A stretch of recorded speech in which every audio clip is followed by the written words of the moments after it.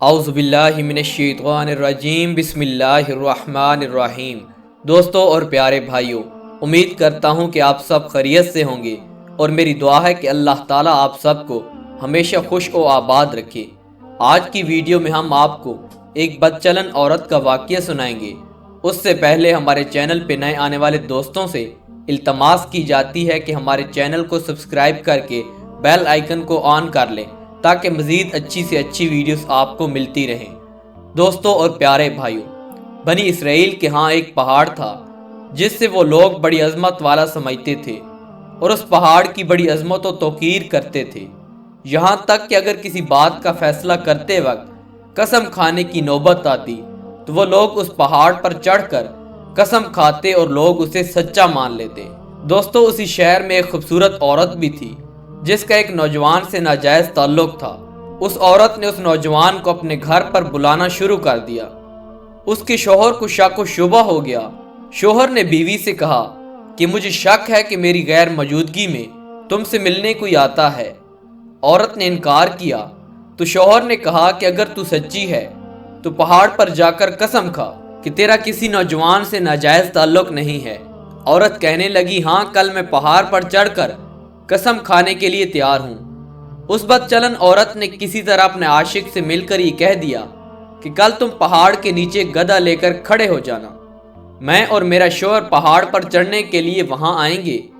میں پہاڑ تک پہنچ کر اپنے شوہر سے یہ کہوں گی کہ میں پہاڑ پر چڑھتے وقت تھک جاؤں گی، اسی بہانے میں تمہارا گدھا کرائے پر لے کر پہاڑ پر چڑھوں گی، تم گدھے والے کے بھیس میں وہاں موجود رہنا اور تم مجھے گدھے پر سوار کر کے میرے ساتھ ساتھ چلنا۔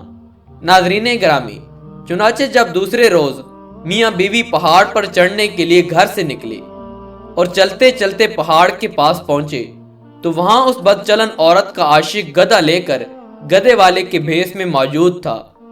عورت شوہر کو کہنے لگی کہ میں چلتے چلتے تھک گئی ہوں، مجھے یہ گدھا کرائے پر سواری کے لیے دو۔ شوہر نے گدھے والے سے کرایہ مقرر کیا اور بیوی کو گدھے پر سوار کر کے تینوں پہاڑ پر چڑھنے لگے۔ ناظرین گرامی، پہاڑ کی وہ جگہ آئی جہاں لوگ قسمیں کھاتے تھے تو اس مکار عورت نے اپنے آپ کو گدھے سے نیچے گرا دیا اور اس گرنے کے بہانے اپنے سطر، رانے وغیرہ سب ننگا کر دیا اور ایسی صورت پیدا کر دکھائی کہ شوہر نے یہی سمجھا کہ گدھے سے اتفاقاً گر گئی اور اسی گرنے کی وجہ سے ننگی ہو گئی۔ وہ عورت جلدی سے اٹھ کھڑی ہوئی، کپڑے درست کیے اور پہاڑ پر قسم کھانے والی جگہ پر کھڑی ہو کر کہنے لگی کہ میں قسم کھاتی ہوں کہ میرے ننگے بدن کو آج تک میرے شوہر اور اس گدھے والے کے سوا کسی نے نہیں دیکھا۔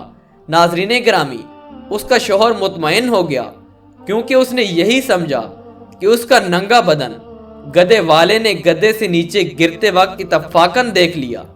ناظرین گرامی، تو دیکھا آپ نے کہ عورت جب مکر و فریب پہ آ جاتی ہے تو ایسی ایسی چلاکیاں کر دکھاتی ہے کہ شوہر کو بے وقوف بنا لیتی ہیں۔